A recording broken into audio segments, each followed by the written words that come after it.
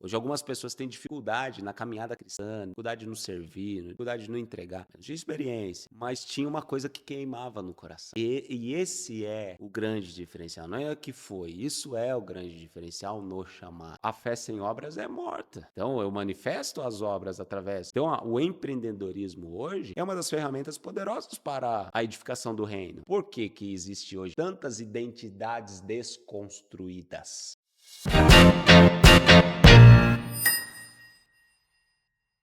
Fala, meu amigo, fala, minha amiga, você que está aqui nos acompanhando, seja muito bem-vindo a mais um Conte Sua História. Essa é a nossa programação para que, assim como eu estou vivendo uma história que o Senhor desenhou, você também possa viver a história que o Senhor escreveu para você. E como você sabe, nós estamos trazendo convidados, homens e mulheres de Deus, que o Senhor tem comunicado, que têm sido realmente instrumentos na nossa nação. Nós queremos deixar registrados cada história, porque cada história de uma pessoa, na sua forma individual, está manifestando um coletivo. Então já deixa o seu like, já deixa o seu compartilhar, para que outras pessoas também possam estar acompanhando este conteúdo em nome do Senhor Jesus, que você possa ser edificado para a honra e glória de Deus. E eu estou aqui com o pastor Fabiano de Oliveira. Olha só, né? Pastor há 18 anos e atualmente lidera a comunidade apostólica Catedral da Família. 43 anos, é casado, pai de 2 filhos. Além do ministério pastoral, é escritor, empreendedor, com a missão de aplicar os princípios do reino, né?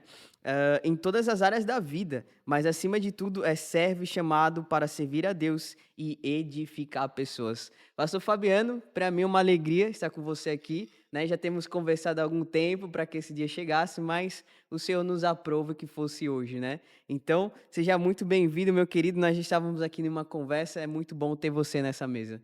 Amém, gratidão pelo convite, gratidão por estar aqui hoje, cada pessoa que nos assiste, que seja abençoado através desse tempo, através desse bate-papo, que possamos ser canais de Deus para abençoar vidas, para poder inspirar, para poder ajudar, para poder dirigir.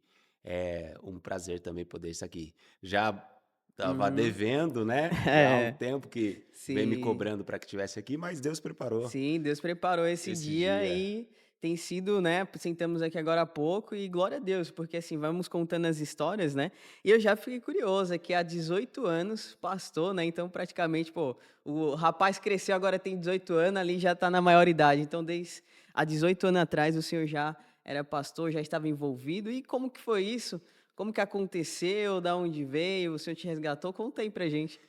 A minha caminhada no ministério começou muito cedo, porque eu venho de uma família pastoral, Ah, né? ok, ok. Os meus avós, eles já serviam ao Senhor, já exerciam ministério, já eram ativos, né? Na igreja. Os meus pais são pastores. Eu sou o filho mais velho de uma família de 4 irmãos. Então nós crescemos nesse contexto do evangelho, Uhum, tendo a nossa vida. Tudo que eu lembro da minha vida, tudo que eu lembro da minha vida tem a conotação com o evangelho. sim. A minha vida toda está associada, desde a minha infância. Os meus dias de infância foram tudo que eu tenho de lembrança, de brincadeiras, brincadeira de menino. Eu lembro a minha mãe, não sei se já pode começar contando a história, Já, né? por favor, conte sua história. Mas eu lembro da minha mãe e do meu pai indo pro ensaio do coral durante o dia da semana, não me lembro exato se era terça, se era quarta, mas tinha lá o dia do ensaio do coral. Uhum, À noite, escola durante o dia, à noite, ensaio do coral. E aí, tanto eu quanto o meu irmão, nessa época era eu e o Fernando, que é o segundo, o Fernando, tanto eu quanto ele e outros filhos dos irmãos da igreja, enquanto lá os pais estavam no coral ensaiando, a gente estava brincando de esconde-esconde, de pega-pega, de cor, de pique, esconde aonde? No pátio da igreja, nas instalações da estrutura da igreja. Então, quando eu lembro de brincar na infância, eu lembro de eu brincando na igreja. sim. Um dia nós éramos, né, esse tempo a igreja tradicional, eu e lá mais os meninos da igreja, pegamos folhas de caderno, fizemos uma bola, começamos a chutar no pátio da igreja, o pastor chegou. Aí chamou os nossos pais para o gabinete, né? Ou seja, as nossas brincadeiras, as nossas artes, Aham. né? Ela tá toda conectada com a É tudo igreja. atrelado a isso. Toda. Aí vem a adolescência. Eu conheci a minha esposa na igreja. Nós casamos jovens. Nós casamos com 20 anos. Minha esposa tem a mesma idade que eu. Nós temos alguns meses de Olha diferença. que interessante. Estamos fazendo 23 anos de casado esse ano. Então, as coisas começaram, sempre foram muito cedo para nós, né? E fomos pastorear. Nós tínhamos 25 anos de idade no interior, numa cidade chamada Araçoiaba da Serra. Nós Como? estávamos Como é o nome da cidade? Araçoiaba da Serra. Ah, ok. Nós temos um carinho muito grande por essa cidade, por sinal. E era um dia de reunião de pastores, eu estava ali servindo como obreiro na igreja. Eu fui diácono na minha adolescência. E a gente servindo ali na igreja, daqui a pouco o pastor falou assim: ó, a gente vai precisar de um pastor para Araçoiaba da Serra e vai ser o pastor Fabiano. Eu nem era pastor. Mas isso era da igreja dos seus pais, não? Isso era na igreja que nós Que, pertencíamos, que foi a Assembleia de e que Deus, também era a né? igreja que seus pais Que também é a estavam. igreja dos meus pais. Meu pai, na época, hoje meu pai é pastor presidente, na época era pastor vice-presidente do campo, tinha o pastor presidente e é o Fabiano que vai lá. Eu não era nem pastor, eu era obreiro na igreja, mas não era pastor. Eu fui enviado para ser pastor em Araçaí da Serra, eu e minha esposa, nós muito novos. Os filhos, Vitor tinha 2 anos de idade, a Vitória, nossa filha, tinha acabado de fazer 2 meses. E nós fomos servir com muita alegria, experiências extraordinárias nós vivemos naquela cidade. A Igreja Assembleia de Deus, ela vai trocando de tempo em tempo Uhum. de lugares, fomos sendo transferidos Sim. e desenvolvendo o ministério. E agora a gente olha, parece que foi ontem, mas já passaram 18 anos. Se passaram 18 anos nessa experiência que desde cedo então o Senhor tem te chamado. E como que foi como que você encarou tudo isso? Por exemplo, enquanto muito provavelmente você via jovens, né, de uma idade parecida e de repente você está negando tudo para atender um chamado. Como foi para você isso naquele primeiro momento? Olha, olhando hoje para trás, né, a gente entende que não tínhamos experiência nenhuma, né, não tinha experiência para isso. Nós, por mais que Deus vinha nos preparando desde a adolescência e juventude, mas não tinha ainda a experiência na prática. Já tinha estudado, feito teologia, tinha uma vida de busca, de entrega, de renúncias, mas não tinha experiência. Mas tinha uma coisa que queimava no coração. E esse é o grande diferencial. Não é que foi, isso é o grande diferencial no chamado. O chamado, a gente precisa entender, as pessoas precisam entender que o chamado não é uma, uma afinidade, o chamado não Sim, é sim. uma ideia, o chamado não é uma vontade. Chamado é um chamado. E ele precisa queimar no nosso coração. Então, havia algo que queimava no coração. E quando você tem algo que queima no seu coração, você ultrapassa as barreiras, ultrapassa os obstáculos. Hoje, algumas pessoas têm dificuldade na caminhada cristã, dificuldade no servir, dificuldade no entregar. A nossa vida nesses 18 anos, talvez não dê para a gente contar essa história toda aí, porque tem história. Porque tem episódios, Tem né? episódios. Mas a nossa vida nesses 18 anos foram uma vida não só nos 18 anos, né? A nossa caminhada com Cristo, ela foi uma vida de renúncias. Foi uma vida de renúncia. Né? Eu falei aqui do episódio de estar brincando de bola lá, o pastor chamou a atenção porque a gente não podia jogar bola, era a normativa da igreja que não podia. Então, uma vida de renúncia, uma vida de entrega. Mas essa vida de renúncia, ela nunca foi pesada. Uhum. Nunca houveram dores. Olha, eu estou aqui, estou servindo, estou pastoreando, estou cuidando. Porque quando tem uma chama que queima no seu coração, servir vira prazer. Servir é prazeroso. A nossa filha, quando era pequenininha, a Vitória, às vezes ela chegava, a gente com muita atividade e sempre trabalhando, né, secularmente e atuando no ministério, então tinha compromisso todos os dias. E eu lembro que eu chegava em casa à tarde E por vezes a Vitória vinha perguntar: pai, nós vamos passear hoje? Não, nós vamos sair, vamos passear? Porque sair para ela era passeio. Aham. Vamos passear? Ô, Vitória, vamos passear. Onde você quer ir passear? A resposta dela: eu quero ir para a igreja. Então, quando você tem uma chama que queima no seu coração, servir, renunciar, não é pesado. É um prazer. É prazeroso. Então, durante todo esse tempo, há 18 anos atrás e até o dia de hoje, servir no ministério, para mim, para minha esposa, para nossa casa, é um prazer. Eu tenho muito mais alegria, muito mais prazer, muito mais vontade de ir lá numa atividade da igreja, ir lá, estar dentro da igreja, do que para um shopping. Entende? Muito bom. Do que para um shopping. Claro que você precisa ter os momentos em família, você precisa ter o lazer, é importante. Eu tenho esses momentos de lazer. A gente teve, Deus nos deu a experiência de fazer muitas viagens, inclusive em família, mas eu tenho mais prazer de estar lá dentro da igreja no momento de um culto, de uma oração, de uma conversa, do que estar andando no corredor de um shopping. Então eu vou lá para o shopping muitas vezes, mais por causa da família, por causa dos filhos, Sim. mas tem uma coisa que queima no coração. Então, o ministério para a gente, por mais que exigiram por vezes sacrifícios e renúncias, mas nunca foi pesado. E quando isso queima no teu coração, a, o chamado se torna maior do que a sua própria vida. Então, nós tivemos fase de ter que, inclusive, deixar tudo para trás, mudar de cidade, mudar de país, deixar tudo, e para ir viver o chamado. Mas quando eu olho esses 18 anos, eu sou muito grato a Deus por esses 18 anos. Muito grato a Deus. Porque esses 18 anos, eles foram momentos de aprendizado. Claro que você, como uma criança, que você vai aprendendo a caminhar, né? Uhum. Sim, Mas sim. 18 anos, eu acredito que a gente agora está indo. Nós só crescemos, agora estamos indo para a fase da maturidade, né? Maioridade, 18 anos. Então, eu creio que temos muita coisa aí para Sim, viver. sim. Interessante, né, porque você mencionou sobre a família, sobre deixando bem claro, né, como que o Senhor vem abençoando vocês nessa característica da família, né. E qual é o papel da família, assim, na sua vida e no seu ministério?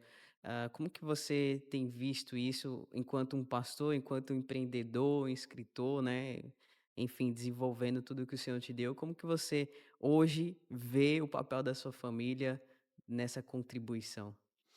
A família é a base de tudo, né? Você vê, disse Deus, não é bom que o homem esteja só. Dar-lhe aí uma adjuntora. Deus está ali no Éden criando a família. A família foi criada por Deus. Observa só uma coisa: Satanás não cria nada. Não existe nada que Satanás criou. Satanás é destruidor. Ele desconstrói. Ele vai desconstruir. O papel dele é desconstruir aquilo que Deus criou. E nós estamos vivendo um tempo que Satanás encontrou na mente e no coração das pessoas, conseguiu acessar na mente e no coração das pessoas o caminho mais curto para destruir o ser humano emocionalmente, espiritualmente, é destruindo a família, destruindo a identidade. Nós estamos vivendo problemas de identidade, que isso aqui é um tema para a gente falar outro dia, Aham. né? A desconstrução da identidade. Por que que existe hoje tantas identidades desconstruídas? Tantas siglas, né? Tantas siglas. O que que é, por que eu preciso de uma nova identidade? Por que que eu não sou aquilo que eu nasci para ser? Eu preciso do tempo, eu preciso dos dias, eu preciso conforme a vida me leva para mim descobrir quem eu sou, porque a minha identidade foi desconstruída. Só que essa identidade desconstruída, ela não começa a ser desconstruída no entendimento do indivíduo. Ela começa a ser desconstruída na destruição da família que antecede ele. Olha só. Entendeu? Então, uma família destruída destrói uma sociedade. Por que nós estamos vivendo uma sociedade como nós estamos hoje? Porque nunca houveram, na história da humanidade, tantas famílias destruídas. Então, agora, as pessoas não sabem mais quem elas são. Elas não sabem, não querem entrar nesse mérito, mas já está entrando. Não sabe se é menino, se é menina, se é uma cabra, se é um cavalo, se é um bode. Estava vendo hoje uma Ai, ai. postagem de um pastor que colocou, eu não sei se foi na rede do pastor, não vou citar aqui porque verdadeiramente eu não lembro. Um dos pastores colocou no Instagram lá, de um elemento que comprou lá umas adaptações para poder andar de quatro, porque ele agora é uma cabra. Se sente uma cabra. Então lá Aí eles têm. agora ele vai andar como uma Vai cabra andar com uma agora. cabra. Então comprou lá uns elementos, uns artefatos para o braço ficar mais comprido para poder andar de quatro. Onde que começou esse problema? Onde que começou essa falta de. Ou a necessidade da construção de uma nova identidade? Isso aí começou quando a estrutura familiar foi destruída. Então, possivelmente, fazer uma investigação na família dessa pessoa pode estar desestruturada. Com certeza. Eu te falo isso sem dúvida de errar. Então as pessoas, pela falta da identidade, eu estava esses dias em viagem e fui conversar me apresentaram um rapaz e me apresentaram ele como um ateu. Me apresentaram como um ateu.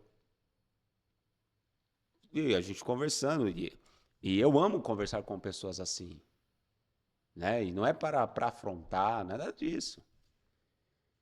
E na hora eu identifiquei e fiz a pergunta para ele, como que é o seu relacionamento com o teu pai? Já foi em cima. Já foi logo na Me conta, raiz. me conta um pouco do teu relacionamento com o teu pai. E ele relatou. Ou seja, um relacionamento familiar desconstruído. Um- E, e assim, né? A pergunta foi bem específica, né? Qual é o relacionamento com teu pai? E qual é a tua experiência, o entendimento para ser essa pergunta? Qual é o teu relacionamento com teu pai? Qual é a referência, assim? Eu tô entendendo, mas para deixar ainda mais claro para quem tá nos assistindo, né? Porque a sua pergunta foi bem específica, Sim, a né? gente estava ali numa conversa, poxa, qual é o seu nome, de onde que você é, onde você mora, pô, quantos anos você tem, o que que você faz da vida, né? No informal. E você é casado? Você mora com seus pais? Não? Não, eu moro sozinho e tal, tal. Deus vai te dando os meios, né? Uhum. E aí chegou a hora, como que é o teu relacionamento com o teu pai? Porque a primeira informação que eu recebi lá foi, é ateu, né? Qual é o relacionamento com o teu pai? Ah, nunca tive. E o pouco de contato, péssimo. Então o problema dele não é com Deus, É com o pai é com o pai dele. dele. É com Mas o se pai você tem dele. um problema, nós estamos ainda falando, eu não fugi do tema aqui, do cerne Uhum. da família. Sim, sim. Então, se você não teve um desenvolvimento relacional com o pai biológico, o carnal, aquele que você vê, como é que você vai desenvolver um relacionamento com quem você não vê? Então, Satanás ele é ardiloso, extremamente estrategista. Então ele encontrou na destruição da família, que é o tema que a gente está aqui, a forma mais curta que existe, Mais curta e mais rápida. mais rápida e mais poderosa. Então sempre o alvo dele, quando ele ouve lá, não é bom que o homem esteja só, já despertou em Satanás algo poderoso que Deus estava ali construindo. É igual quando há o anúncio do nascimento de Jesus, ele identifica que tem algo poderoso nascendo. Então, faz o seguinte: vai lá no coração de Herodes para matar os meninos. Mata os meninos. Então, a luta do diabo contra Jesus não começou lá na cruz e nem na crucificação. Começou lá na gestação já. Mata os meninos. Né? Então, a destruição da família, ela é o caminho mais curto. E também, ao contrário, é a forma mais potente que existe. A ferramenta mais potente de edificação é a família. A edificação. Famílias edificadas, vamos viver numa sociedade edificada, filhos edificados. Né? Então, família é um projeto de Deus. Família é um projeto que Deus criou. E tudo O próprio livro de Gênesis, né, diz lá que Deus olhou que tudo que ele que havia feito, e Era bom. disse Deus que era bom. Tudo que Deus faz é bom. Né? Era bom. Sensacional, sensacional as tuas colocações. Eu acredito que porque assim o inimigo, né, ele quer frustrar a origem, né? E quem não conhece tua origem não vai entender o destino, né? Então, que nem o senhor colocou aqui, a família destruída, né? A base não tem como a pessoa ter um direcionamento, não ter um destino, né? E como pastor assim na sua experiência nesse cuidado, envolvimento com pessoas, qual tem sido a tua forma de atuar dentro desse entendimento? Poxa, tô vendo famílias destruídas, eu sei que essa é a tática do inimigo, né? Então agora eu vou para cima e vou contribuir nesse contraponto, né, dele. Enquanto ele quer destruir a família, eu estou buscando edificar as famílias, né? Amigo, vou te falar uma coisa. A maior pregação e o maior ensinamento que existe é a pregação que nós fazemos de boca fechada. Hoje, um grande problema na sociedade, mais um, né? Dentre tantos problemas, Vai falando, vai denunciando, né? é a falta de referências. A falta de referências. Inclusive, o mau exemplo de muitos líderes. Então, que a sociedade hoje está carente de referências. Então, mais do que eu lutar em pregar para as pessoas sobre família, eu preciso lutar. Aí precisa de muita graça de Deus, porque a causa de vocês não serem consumidos é a minha misericórdia. Simplesmente. Simplesmente. Então não existe super-herói, não existe pastorzaço, não existe o santo homem de Deus. Não, filho, é a misericórdia de Deus. E que ela precisa ser renovada todos os dias. Então é a primeira coisa, misericórdia. A misericórdia faz com que nós sejamos alcançados pela graça. E a graça é o favor imerecido, ou seja, aquilo que nós não merecemos. Então a nossa luta diária precisa ser a entrega constante para que essa graça esteja sempre atuante em nossa vida. Porque a graça alcançou todo mundo, por causa do sacrifício de Jesus na cruz do Calvário. Agora, uma coisa é a graça alcançar, uma coisa é a graça alcançar, outra coisa é a graça atuar. Porque a graça alcançar depende da ação de Deus, pelo sacrifício de Cristo na cruz. Agora, a graça atuar depende da liberdade que eu dou para o Espírito Santo de Deus na minha vida. Então o cidadão ele tem um papel aí também de responder a isso, né? É isso que eu estou à porta e bato. Se alguém abrir, entrarei, cearei com ele e ele comigo. Então depende de você. A graça, ela nos alcança pelo sacrifício, mas ela atua pela abertura que nós damos para Cristo. Então, o estabelecer de pregar para as famílias, que foi a tua pergunta, está em primeiro eu permitir que essa graça seja atuante na minha vida. Para que essa graça atuante na minha vida, a primeira coisa que precisa fazer é o meu casamento viver edificado em Cristo. O que a Bíblia diz? Que o cordão de 3 dobras dificilmente se romperá.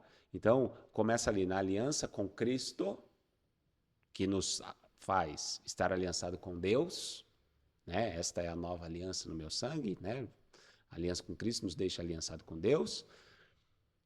A aliança com o cônjuge, com a esposa, formando um cordão de 3 dobras, para que já comece o quê? A referência para os filhos. Sabe, pastor de 18 anos, o público que mais desafiador a pregar qual é? Qual é o público mais desafiador para se pregar? Vou chutar aqui, os jovens. Os filhos. Entende? Um dia alguém falou assim, eu já morei fora, Deus já deu a graça de eu viajar para muitos países, pregar em muitos países, já me perguntaram, onde é mais difícil pregar? Dentro de casa. Porque a pessoa te conhece, tá ali Te todo conhece dia. todo dia. Então, para você, eu posso pôr uma roupa bonita, passar um perfume, né? Alguns até usam umas maquiagens aí, ok? Agora, é o Não vamos entrar seguinte, no mérito da maquiagem. e dentro de casa? E dentro da minha casa? Aham. Então, ali, o relacionamento do casal já vai gerando uma referência para os filhos. Porque nós fomos gerados do pecado. A criança já é tendenciosa à maldade. Eu lembro que o Vitor era bebezinho, tinha alguns meses de nascido, uns 3 meses de nascido. Nós recebemos um casal na nossa casa que veio para visitar o Vitor e eles tinham um filho um pouquinho maior, um menininho já de 1 ano e pouquinho. E o Vitor bebezinho. E a gente ali conversando, tá? Esse menininho já andava. Vamos comer, pedimos uma pizza, estamos comendo pizza, o Vitor deitado ali no lugar, ele estava no quarto nosso, da onde eu estava sentado, eu via ele deitado na cama, e aí esse menininho do casal, de 1 ano e pouquinho, ia lá na cama tentar enfiar o dedo no olho do Vitor. Olha só, meu Só Deus. que, antes dele enfiar o dedo no olho do Vitor, ele olhava para mim para ver se eu estava vendo. Uma criança que, se você for analisar, não tem consciência, mas já sabia que estava fazendo errado. A consciência, assim, na O mente, o instinto instinto já falava, já né? sabia que o que ele ia fazer, enfiar o dedo no olho da outra criança, era errado. Então E ele iria olhava, machucar. iria machucar. Então ele olhava para mim. Se eu estivesse olhando para ele, ele tirava o dedo. Se eu fazia de conta que não estava vendo, ele ia lá. Quando estava perto, ele olhava para mim. Então nós nascemos gerados do pecado. Agora, essa referência que vai desenvolvendo dos pais para os filhos dentro de casa, é a pregação. Né? A pergunta foi como pregar para as famílias dentro de casa. E a família edificada, ela prega para a sociedade. Família abençoada abençoa famílias. Famílias curadas curam famílias. Então hoje, só que existe o religioso, o que ele fala? Não olha para mim não, olha para Jesus. O que é isso? É buscar uma carta branca para ficar fazendo coisa errada. Eu sou falho, não olha para mim não. Mas espera aí, a sociedade vai olhar para onde? Qual é a referência? Qual é a referência? O apóstolo Paulo disse, olhai para mim, Sedes meus sejam os imitadores. meus imitadores, porque eu estou imitando Cristo. Ou seja, se vocês me imitarem, vocês vão estar imitando Jesus, porque eu estou lutando. Ele também fala da luta diária, a luta dele todos os dias, de fazer o que é certo, porque o bem que eu quero fazer eu não faço, o que eu quero fazer eu não faço, o que eu não quero fazer eu faço. Então é uma luta diária, constante, aonde Cristo precisa refletir em nós para que essas famílias passem a ter referências. Essa é a mensagem. Então hoje o jovem precisa desejar no coração dele, principalmente o jovem que ama Cristo, desejar ter uma esposa, ter um casamento consolidado, filhos abençoados, para que ele possa influenciar uma geração. Porque a maior pregação e a maior forma que você tem para edificar famílias é você permitindo a atuação da graça de Deus sobre a tua família, que tem poder para transformar. Isso vale para mim. Aí alguém pode falar assim, mas isso é fácil porque você nasceu lá no berço. Meu casamento no começo foi uma perturbação. Também teve Também desafios, teve né? desafios. E mesmo aqueles casais que não conheciam a Cristo, mas que hoje estão acessando a Cristo, o que é evangelho? Poder de transformação. Então, essa é a essência do evangelho, transformar. Deus pode mudar quem nos assiste, o casamento de quem nos assiste hoje, mesmo que esteja vivendo de ponta cabeça. E fazer desse casamento aí todo bagunçado, todo destruído, fazer desse casamento destruído aí, essa é a graça. Uhum.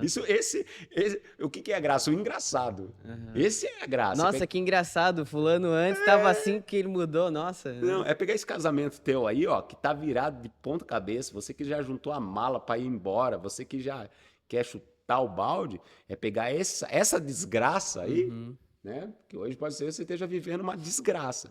É pegar essa desgraça aí e transformar na graça. Pelo poder transformador do evangelho e fazer com que esse casamento seja uma referência para os teus filhos e a sua família seja uma referência para edificação de outras famílias. Porque, amigo, eu vou te falar uma coisa, por mais desgraçado que esteja o mundo, eu acredito que essa é a maior oportunidade para a manifestação do poder de Deus. Amém, amém. Muito bom, muito bom. E a gente tem falado sobre família, né?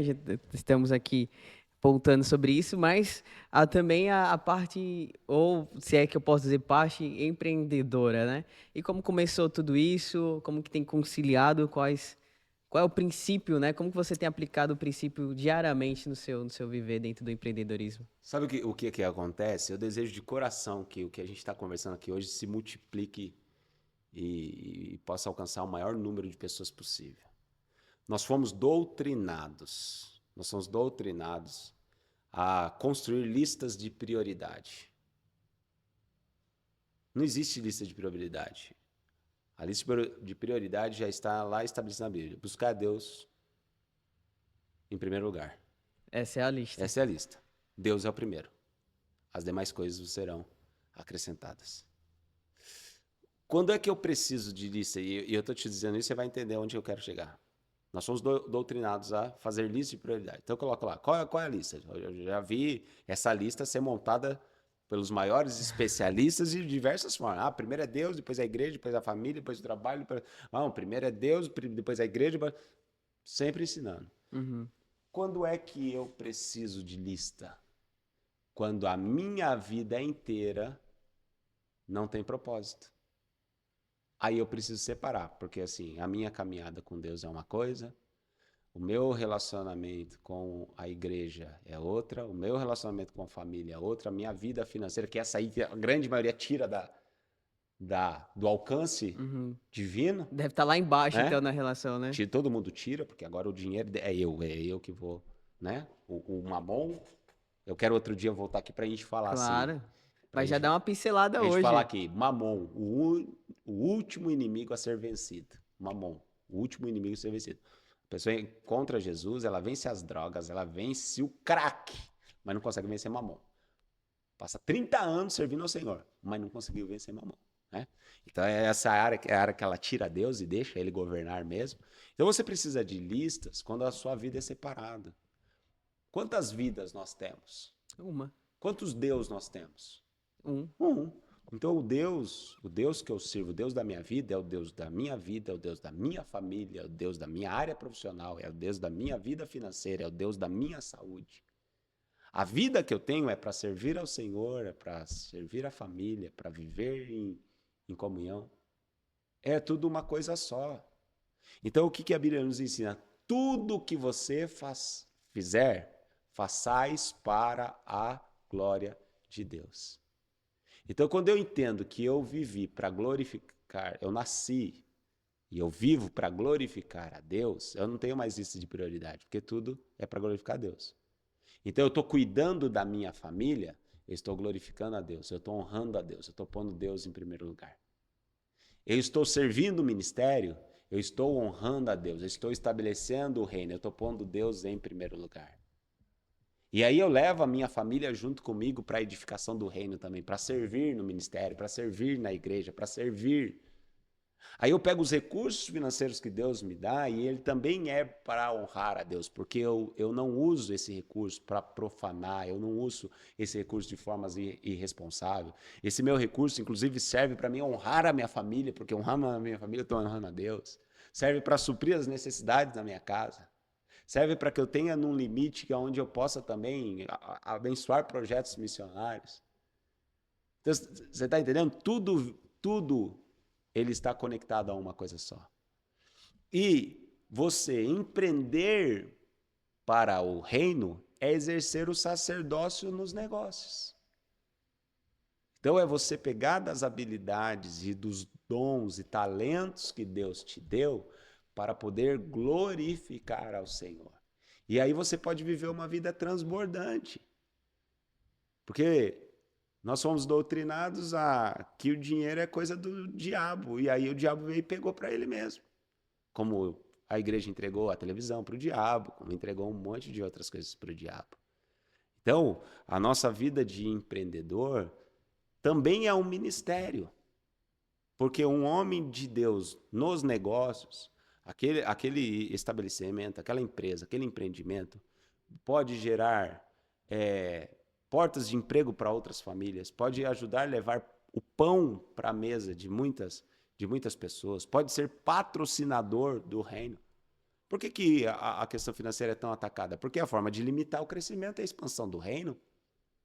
O recurso não é o principal, mas é o combustível.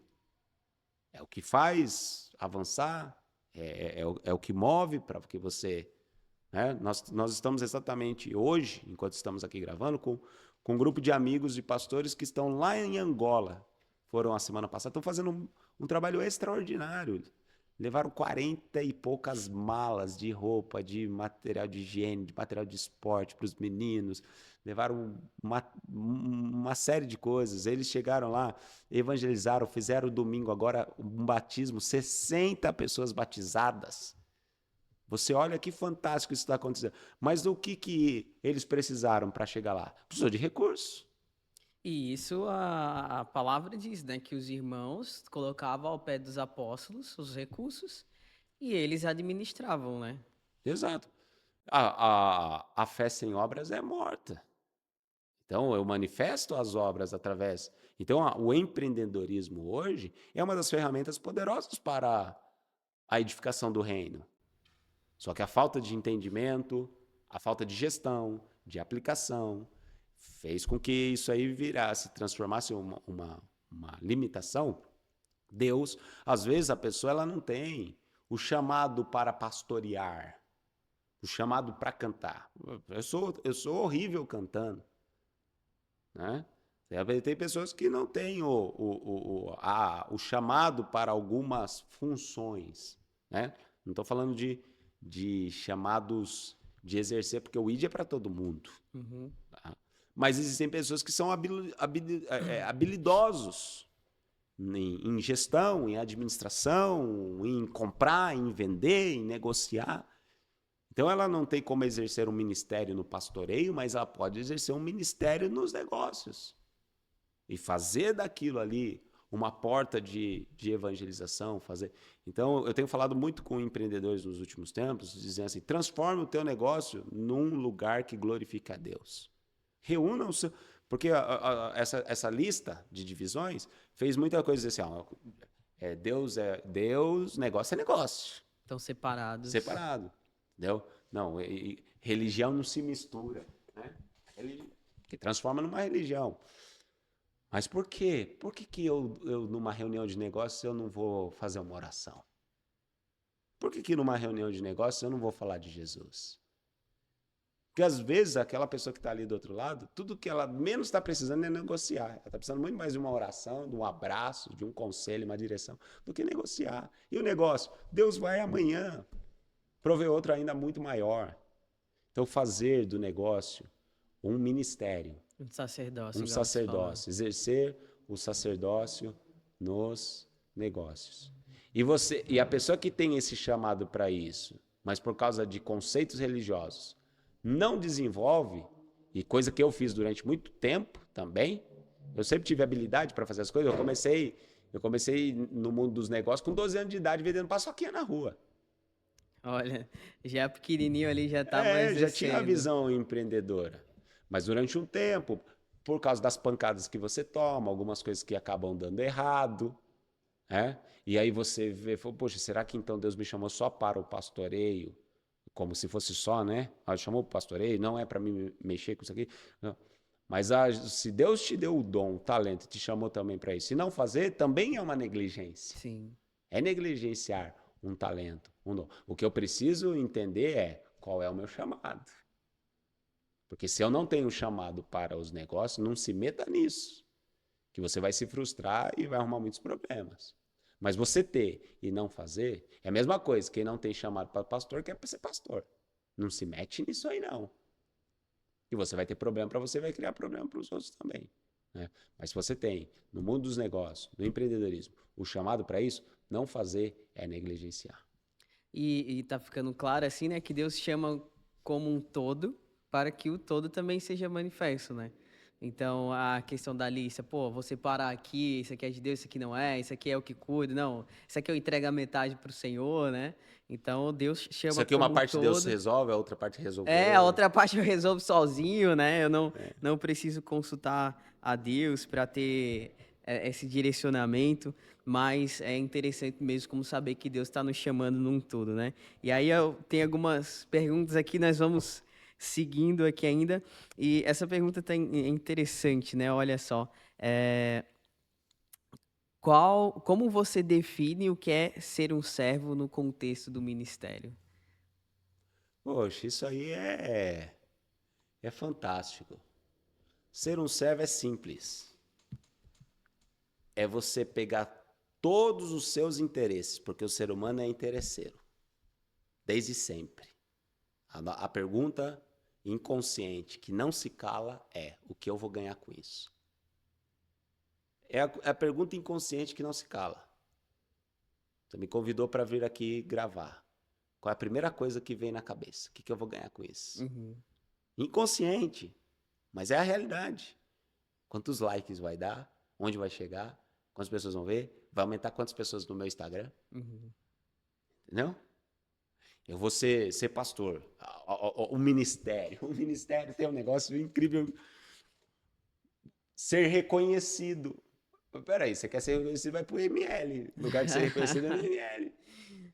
Entendeu? Eu quero ser Sim. reconhecido como pastor, eu quero ser reconhecido como cantor, eu quero ser reconhecido como levita, eu quero ser. O que é isso? É você sempre colocar os teus interesses acima de tudo. O que eu vou ganhar com isso? O que eu vou reconhecer? Onde é que eu vou chegar? O que é ser servo? A resposta é simples. É você pegar tudo que é interesse teu e colocar debaixo de todas as coisas. É abdicar dos seus interesses. Eu sou servo. Eu sou servo.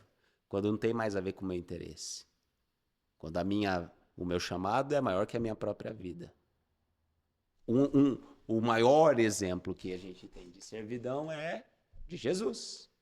Né? Aquela discussão lá, quem é maior, quem é menor, quem vai sentar à direita? O maior é o que serve mais. E Jesus vai dar ali o exemplo lavando os Os pés pés dos dos discípulos. discípulos. Pedro não tinha ainda entendido muito isso. Pedro vivia lá sempre colocando os interesses, né? O dia que chegou lá o jovem rico, o que eu preciso fazer para ele dar a vida eterna? Vai, vende tudo. Né? Você conhece as leis? Conheço. Tá bom, então sigo. Então vai lá, vende tudo, dá aos pobres e me segue. Aí Pedro falou assim: agora é a minha deixa. Jesus, o que acontece com quem deixa tudo para te seguir? A preocupação de Pedro não era com homem rico, não. Ele estava preocupado com o moço. Ele estava preocupado era com ele. Porque ele tinha deixado o barco, ele tinha deixado a pescaria, ele tinha deixado tudo. Ou seja, ele estava querendo contabilizar o esforço dele ali. O que eu vou ganhar com isso? Só que um dia Pedro entendeu. Depois do processo, Pedro entendeu.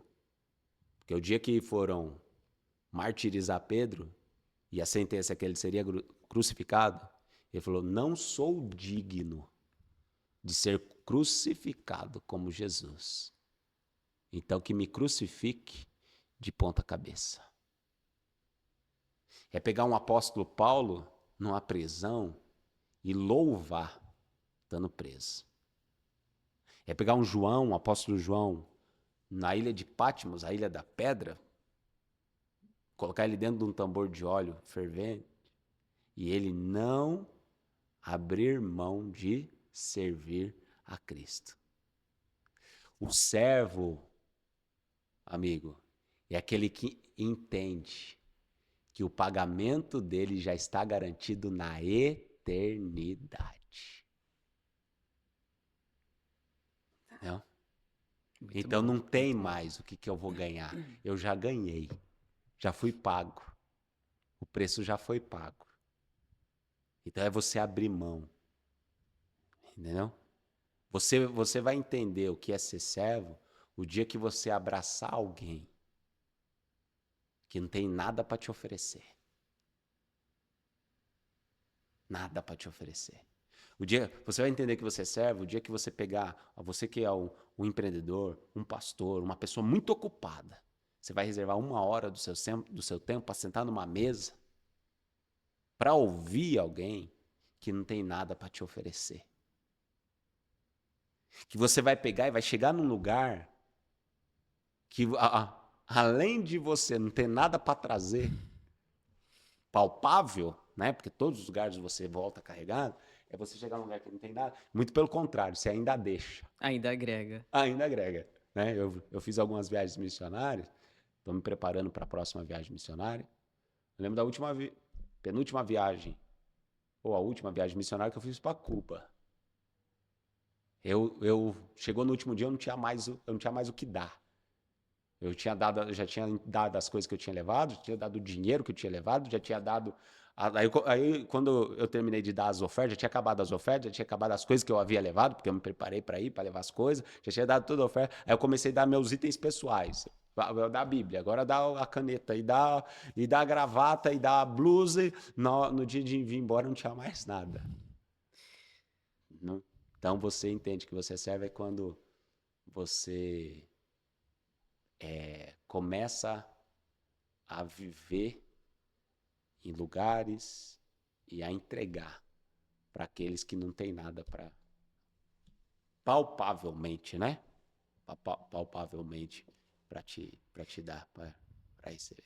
Enquanto meu amigo falava, eu lembrei do versículo, aliás, da passagem de Pedro, né? Que o mendigo tá lá no chão e ele pede ali, né? A Pedro e ele fala, ó, não tenho nada, mas o que eu tenho eu te dou, né? E ali ele fala, levanta-te e anda. E o que as pessoas querem hoje, talvez não é mais recursos, né? Não é mais uma solução, mas é a vida de Deus que possa fazer eles andar, né? E isso o Senhor tem deixado claro, porque eu só vou entregar a vida de Deus ao outro se eu negar a mim. Se eu negar a si mesmo, se eu colocar o meu ego, os meus interesses abaixo de tudo isso. E muito bom as tuas colocações, acredito que tem, na verdade, tem sido edificado, né? E glória a Deus por isso. E tu tem falado sobre missão, né? Pontou aqui sobre missão e como tem sido a relação, né, do ministério, do seu trabalho com a missão. Conta um pouco aí da sua história, na verdade, sobre missões, sobre os trabalhos que tem desenvolvido, como é que tem andado. Nós precisamos buscar em Deus o que Ele quer de nós, qual é o propósito da nossa vida. Porque nem sempre o que a gente quer dar é o que Deus quer receber. Eu tive uma experiência há alguns 2, 3 anos atrás, no Dia dos Pais. Eu pastorei igreja, sempre rodeado de muitas pessoas, Dia dos Pais chegando, e é natural, quando chega Dia dos Pais, dia aniversário, as pessoas que estão à volta, que gostam da gente, que têm um carinho, ir na esposa para querer saber o que a gente quer de presente. Então eu já sei disso, 18 anos pastoreando a igreja, já sei disso. Então eu falei para minha esposa, falei assim, ó, eu nunca pedi nada para ninguém. Falei para minha esposa, ó, se te procurarem perguntando o que eu quero ganhar do Dia dos Pais, eu quero uma camisa branca. Eu gosto de camisa branca. E eu queria uma camisa branca nova. Eu tinha algumas lá que eu achei que já estava velhinha, eu estava querendo uma camisa branca. Camisa branca, eu quero uma camisa branca. Falei para minha esposa.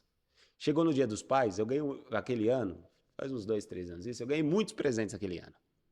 Eu ganhei perfume de marca, eu ganhei caneta, eu lembro que ganhei uma caneta lá de marca, ganhei um sapato bonito, ganhei um monte de coisa.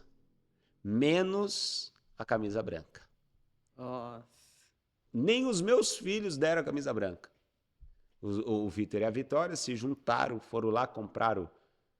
Dia dos Pais é na época do frio, né? Agosto tá frio. Foram lá comprar uma blusa de marca, linda blusa, que eu tenho até hoje, inclusive. Compraram a blusa.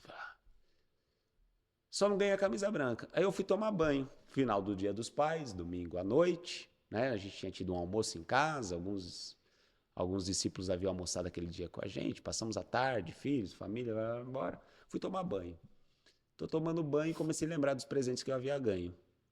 E perguntou, cadê a camisa Cadê a branca? camisa branca? Comecei a fiquei triste. Você acredita? Eu tinha ganho lá mais de 10 presentes, e todos presentes muito bons. Amo chocolate, ganhei chocolate lá de uma marca famosa.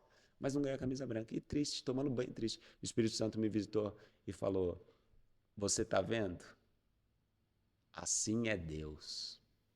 A questão não é o que você quer dar para Deus, é o que Deus quer ganhar de você. Porque a camisa branca era muito mais barato do que muitos outros presentes que eu havia ganho. Uhum. Tinha presente que eu ganhei lá que dava para comprar 3, 4 camisas brancas. Uhum. Se tivessem me ouvido, iam economizar no presente. Às vezes a gente quer dar coisas para Deus que não é o que Deus quer.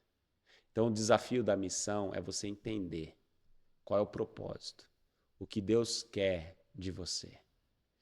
E aí você coloca, quando você faz isso, é num posicionamento do eis-me aqui, Senhor. Eis-me aqui.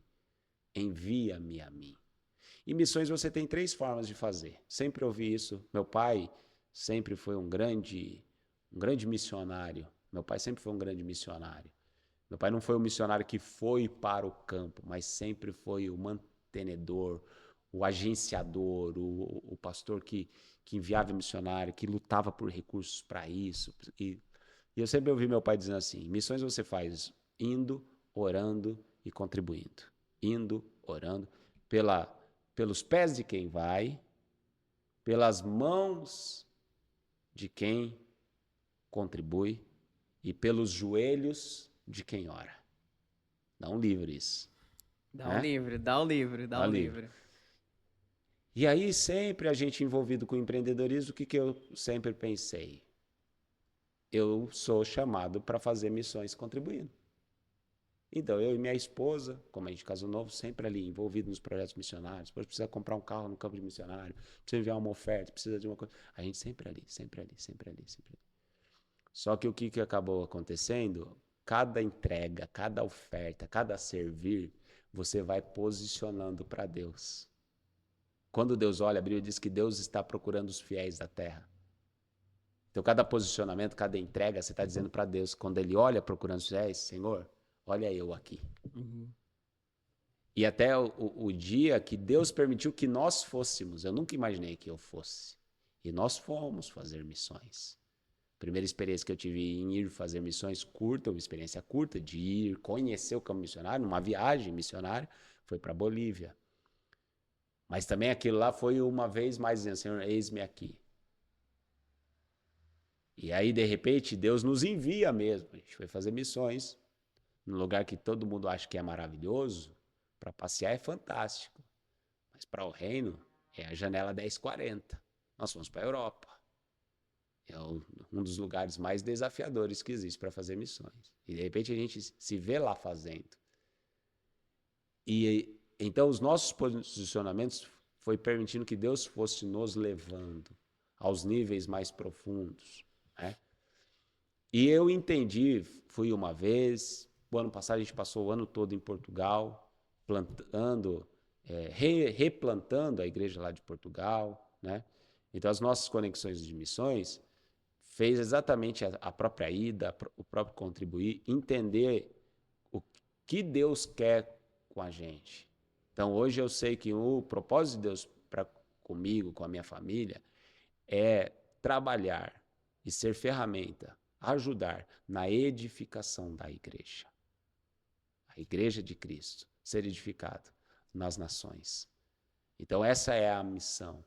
E tem pessoas que foram chamadas para as missões urbanas, né? Para as missões locais, porque às vezes o cara quer ir pregar na África, mas não prega dentro da casa dele. Então Não aproveita as oportunidades. Você seja fiel no pouco, que sobre o muito eu te colocarei. E eu acredito que Deus chama pessoas para ir, Deus chama pessoas... A pessoa, eu quero ser um empresário para bancar projetos missionários. A pessoa não é fiel no dízimo. Não é ofertante. Então, aquilo que eu disse aqui, cada posicionamento de entrega é o sinalizar para Deus. Lembra de Ana? Senhor, eu quero um filho, eu quero um filho. Quantas vezes você acha que Ana orou pedindo um filho para Deus?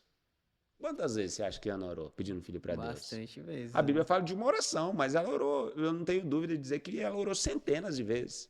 Quando Ana estava para casar, Quando eu tava com a minha esposa para casar, nós falamos, vamos orar para casar? Vamos. O que a gente orava? Senhor, prepara uma casa, prepara um trabalho, prepara os filhos.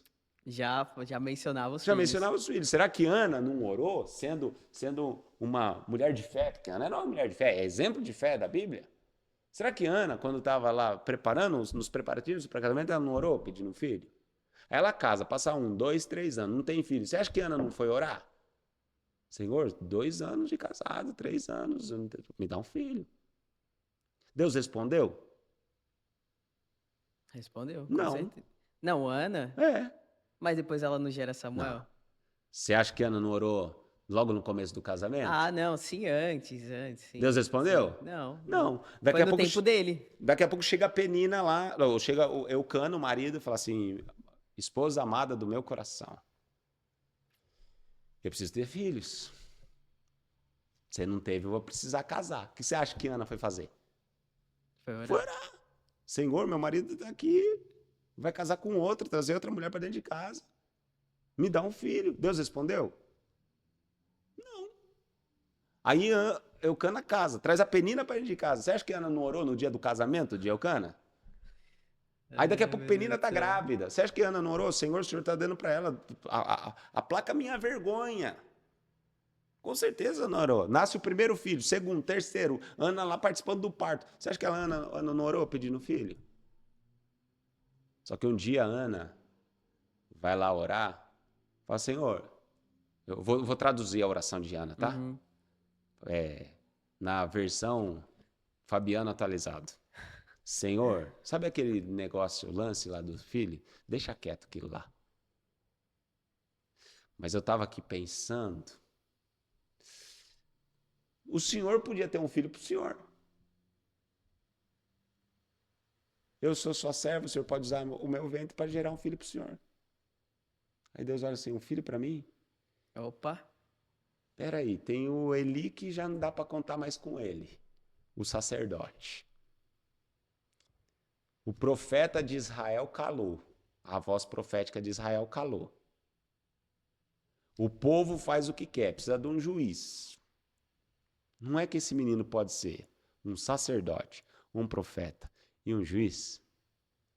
É para mim, Ana? É, então tá bom. Olha, o próprio Eli, que era o profeta, o sacerdote caído, o próprio Eli vai, olha o que diz o texto lá em Samuel, vai-te em paz porque o Senhor concederá aquilo que você propôs no seu coração.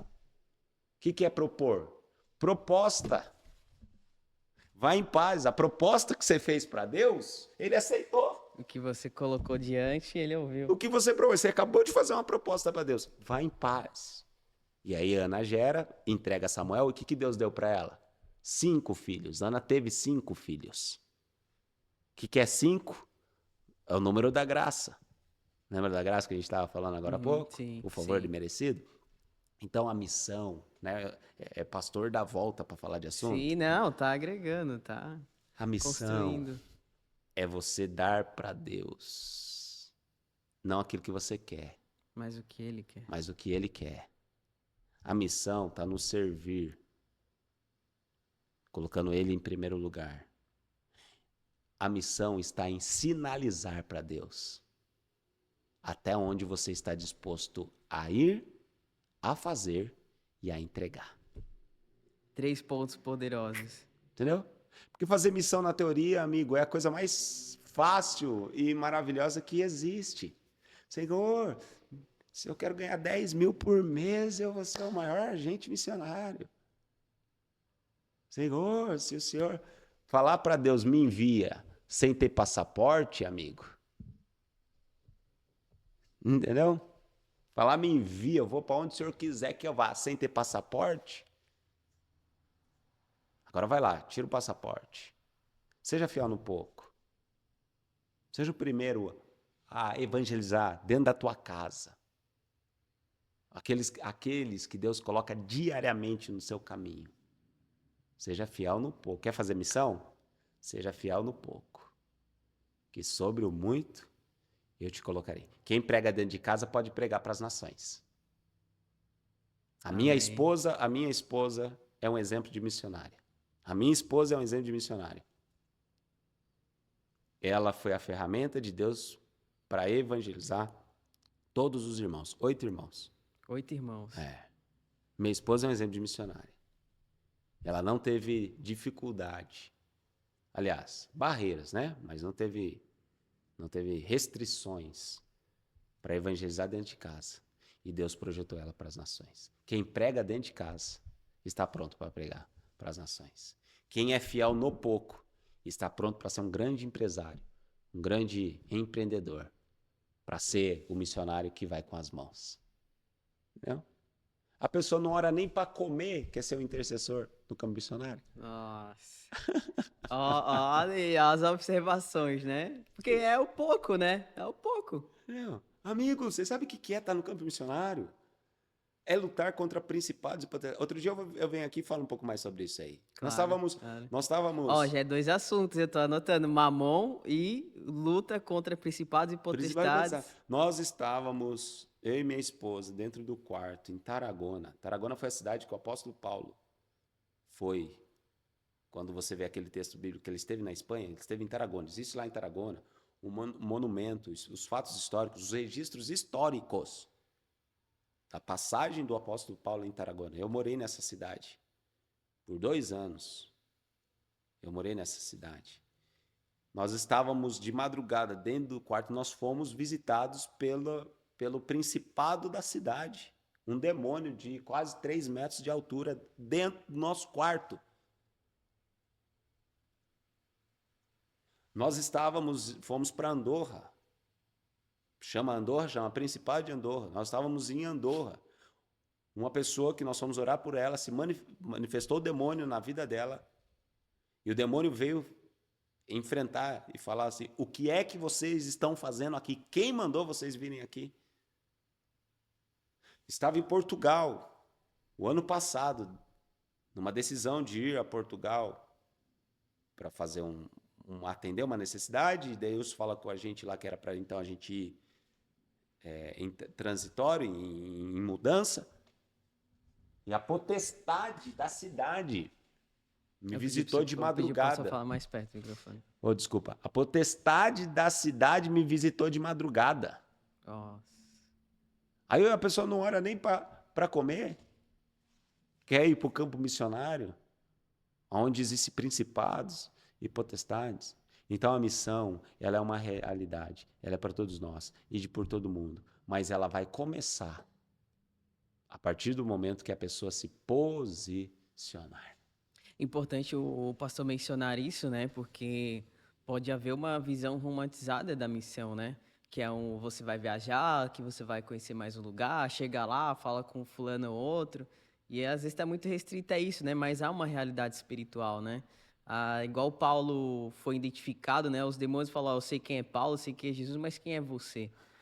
Então existe realmente uma guerra, né? É um avanço da igreja, né? A missão, quando você se dispõe a fazer missão, é você entrar no fronte da batalha.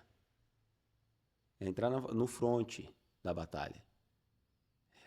O primeiro que é atacado é o missionário. O primeiro que é atacado é o missionário. Por quê? A missão é a extensão do reino. É abrir caminhos para o reino.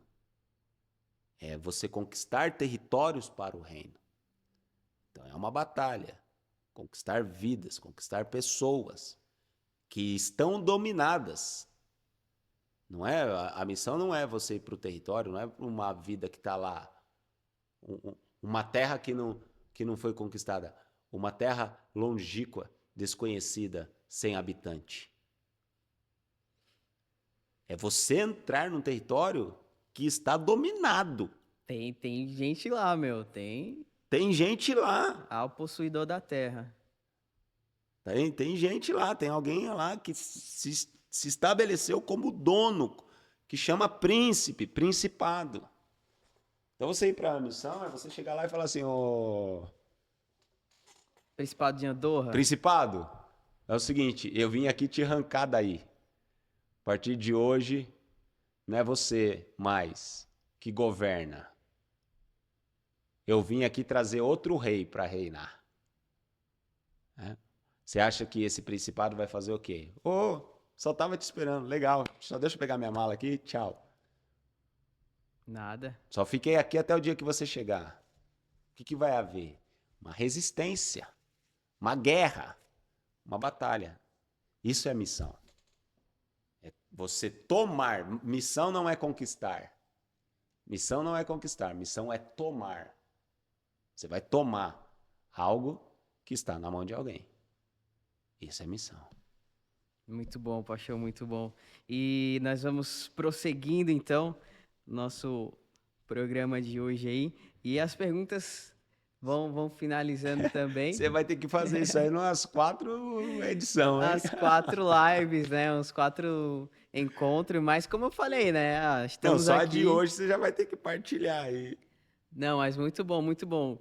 É porque assim, a gente começa a falar e eu, por exemplo, né, eu acredito, pô, quem está nos assistindo foram colocados tantos pontos aqui, né, de tudo que foi falado e que com certeza dá mais assunto, né? Mas está feito o convite de novo, né? Vem aí outra vez para a gente também poder conversar um pouco mais profundo sobre outras situações que foram faladas. Mas uma pergunta que fica assim de tudo isso que também foi falado, né, de toda a tua experiência, essa compreensão da palavra de Deus, posicionamento, né, que se é um conselho, né, mas, por exemplo, há uma referência, né? Então, por exemplo, alguém que está conhecendo o Senhor agora, né? Como que a gente pode, qual é o direcionamento, qual é um conselho que pode ser deixado para essa pessoa de tudo isso que nós temos conversado aqui? Os conselhos que Cristo deixou, né? Amar a Deus é o que vai fazer primeiro a diferença na vida de qualquer pessoa. E o amor não são palavras. Amor são atitudes. Então eu mostro que eu amo nas atitudes que eu tenho. Então amor é renúncia, amor é entrega, amor é busca, amor é querer agradar. Agrada-te do Senhor, que Ele considerar o desejo do seu coração, é o que o salmista retrata. Então a pessoa que está conhecendo a Cristo é amar a Deus. Essa é a essência da caminhada com Deus. Amar a Deus. Outra coisa, a Bíblia diz que a fé vem pelo ouvir e ouvir a palavra de Deus. Nós somos ser trigonométrico, corpo, alma e espírito. O corpo é o físico, né, a matéria que volta ao pó. O espírito é o fôlego da vida, o sopro de Deus na narina do homem, que volta a Deus. E quem nós somos? A alma. Mas nós temos uma luta diária da nossa alma contra a nossa carne. Quem é que vence? Aquele que está mais forte. Quem é que está mais forte? Aquele que é mais alimentado. Então a pessoa que está conhecendo a Cristo precisa alimentar a sua alma, para que o espírito da alma esteja fortalecido no Senhor. E a maior ferramenta que existe para isso é a palavra de Deus. A palavra é viva e eficaz, mais penetrante que uma espada de 2 gumes, que vai à divisão da alma e do espírito, né? Então a pessoa precisa alimentar-se da palavra, alimentar-se. Outra ferramenta poderosíssima que nós temos, oração, buscar uma vida de oração, né? Porque a oração o que é? É uma conversa. Então se eu ficar aqui, quanto mais tempo eu ficar aqui falando, mais você vai me conhecer, mais as pessoas vão me conhecer, mais vão saber. Quanto mais eu te escuto, mais eu vou conhecer de ti. Então a oração é o que me dá a oportunidade de conhecer mais a Deus, é a minha conversa com Ele, né? Isso vai nos fortalecendo. E buscar uma referência. Buscar uma referência. Uma pessoa que você pode...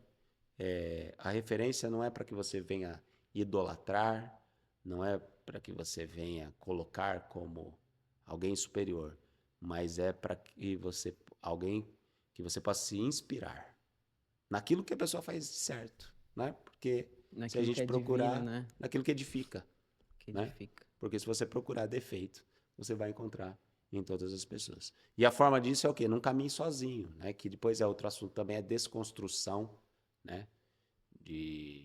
Da própria figura da igreja, o caminhar sozinho. A gente precisa, não é bom que o homem esteja só. Eu preciso, Isso não é apenas no aspecto amoroso, não né? é, não é só no aspecto amoroso, é na caminhada Jesus enviou 2 em 2, então a gente precisa ter quem vai nos discipular, a pessoa que vai nos dirigir, vai nos aconselhar, vai, né? E eu continuo, sinceramente, eu digo uma coisa para ti, eu falo com muita tranquilidade. Eu continuo, assim como acredito veementemente na estrutura da família, eu continuo acreditando muito na igreja, Amém. entendeu? Amém. Embora tem pessoas decepcionadas, esse aqui é outro assunto também para outro dia, decepcionadas com a igreja, desconstruindo a figura da igreja, igual desconstrói a figura da família. Mas a igreja, Jesus tanto é que ele vem buscar a igreja, A igreja. né? A igreja, Jesus vem buscar a igreja. A noiva de Cristo é a igreja. Então, existe hoje uma desconstrução da igreja, mas a igreja, ela continua sendo. Eu venho falar outro dia, lembra do jardim do Éden, que o homem foi destituído? Sim, A foi igre... expulso, né? Foi expulso. A igreja é o jardim da restauração. Quando Cristo diz, está consumado, o véu do templo se rasgou. Ali nasce a igreja. Então a gente precisa da igreja, principalmente quem está começando a caminhar na fé. Amém, amém. Muito bom, glória a Deus, tudo tem sido falado. E como a dinâmica desse programa, né, desse podcast conte sua história, nós estamos instituindo agora, e na verdade estou instituindo a pergunta final, né, porque assim, Deus, ele escreveu uma história para cada um de nós, né? E ele deseja com que nós venhamos viver essa história. Ele declarou que antes mesmo desde o ventre da nossa mãe, ele já nos conhecia. Nos conhecia porque ele tem a nossa história Sim. nas mãos dele, né? E aí a pergunta final é: como que você gostaria de ser lembrado diante da tua vida? Como que você gostaria de ser lembrado por tudo que você fez pelo Senhor e tudo que você fez na terra em nome dele? Eu não sei se eu posso dizer para ti como que eu gostaria de ser lembrado. Porque isso é muito relativo, né? Eu tenho alguns desejos. Por exemplo, uma pessoa de oração. Eu gostaria de deixar essa marca. Uma pessoa de oração. Uma pessoa de fé, por exemplo. A minha grande referência de fé é minha mãe. Minha mãe é uma grande referência de fé. Meu pai é uma grande referência de lealdade. Meu pai é a lealdade em pessoa. Minha mãe é a fé em pessoa. Mas uma coisa que eu almejo na vida, o meu maior objetivo da vida, é o dia ouvir uma frase, que não é necessariamente ser lembrado na terra, Aham. mas é um dia ouvir essa frase aqui: servo bom e fiel, foste fiel no pouco, sobre o muito eu te colocarei. Entra para o gozo do seu Senhor. Glória a Deus. Esse é o alvo da minha vida. Glória Esse a é o Deus. objetivo da minha vida. Muito Um bom. dia ser reconhecido, não sei se é lembrado o termo, é Aham. reconhecido como Aham. servo bom e fiel. Foste fiel no pouco, mas sobre o muito eu te colocarei. Amém. Entra no Amém. gozo do teu Senhor. Amém. Glória a Deus, glória a Deus. Vamos ficando por aqui, então, nesse primeiro programa, né? Vai ter muitos aí ainda. Tudo que tem sido falado para mim foi muito bom escutar um pouco da tua história. Apesar de já estar caminhando aí, né? Juntos, alguns encontros aí, pensando coisas no Senhor, andar ao Senhor. Ouvi coisas inéditas aqui, né? Que não tinha escutado ainda. Mas muito feliz por tudo aquilo que o Senhor tem feito na tua vida. Né, que o Senhor continue abençoando e te dê essa graça necessária para chegar nesse objetivo que foi dito. E nós agradecemos você também, que nos acompanhou aí até o final. O Senhor seja com o seu espírito e que você saiba de que a sua história está gravada nos céus. O Senhor te abençoe em nome de Jesus. Meu amigo, valeu. Obrigado aí por essa conversa. Tamo junto. Amém. Até a próxima.